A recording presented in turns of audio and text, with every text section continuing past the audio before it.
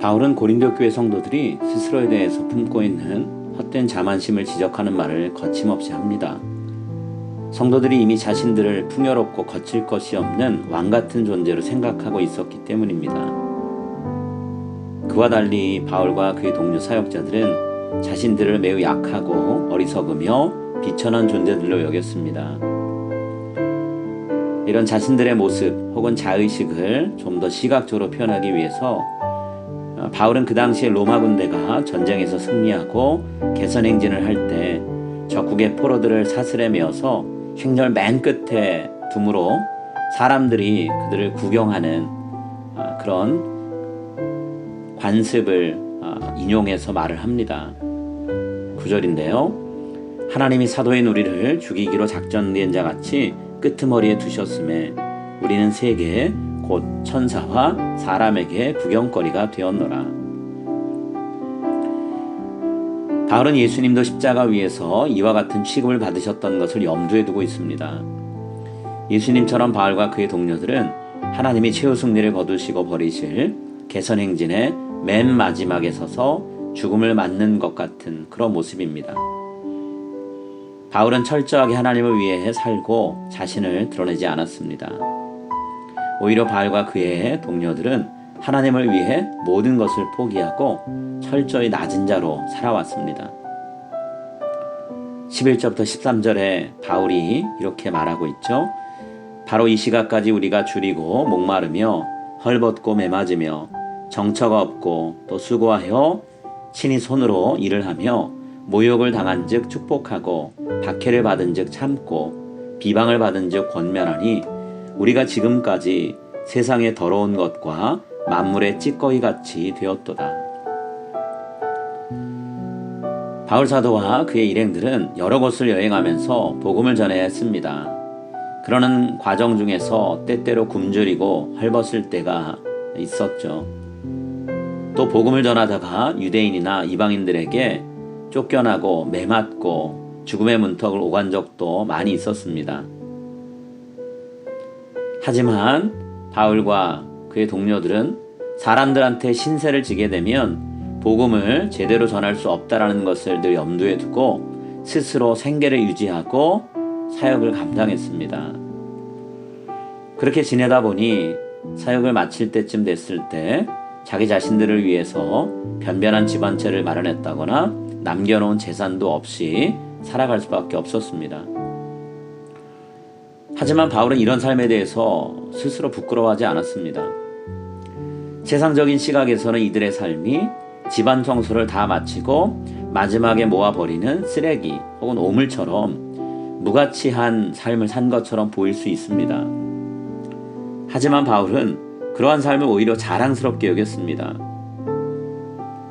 그 이유는 사람들에게 생명의 주이신 예수 그리스도를 알리기 위해서 그와 그의 동료들이 스스로 선택한 길을 갔기 때문입니다. 바울과 그의 동역자들은 한 생명을 얻기 위해서 자신의 모든 것을 내어놓는 삶, 예수님이 말씀하신 자기 십자가를 지는 삶, 예수 그리스도께서 하나님 나라를 이루기 위해서 제자들에게 남겨주신 고난의 잔을 기꺼이 마시는 삶을 살았습니다. 그렇게 함으로써 그들은 점점 더 예수 그리스도를 닮아가고 있었죠. 바울은 고린도 교회 성도들에게 세상적인 자랑거리를 모두 내려놓고 자신과 동료들처럼 오직 예수님을 위해 살아가라 라고 권면합니다. 그래서 바울은 16절에서 내가 너희를 권하노니 너희는 나를 본받는 자가 되라 라고 아버지의 심정으로 자식을 대하듯 권면합니다. 오늘 우리도 이 세상의 모든 자랑을 내려놓고 오직 예수 그리스도만 자랑하는 삶을 살아서 하나님께서 우리를 자랑거리로 여겨주시는 그런 사람이 되어야 합니다. 우리가 잘 아는 찬송, 주 예수보다 더 귀한 것은 없는 그런 삶을 사는 우리 모두가 다 되기를 간절히 소망하고 기도합니다.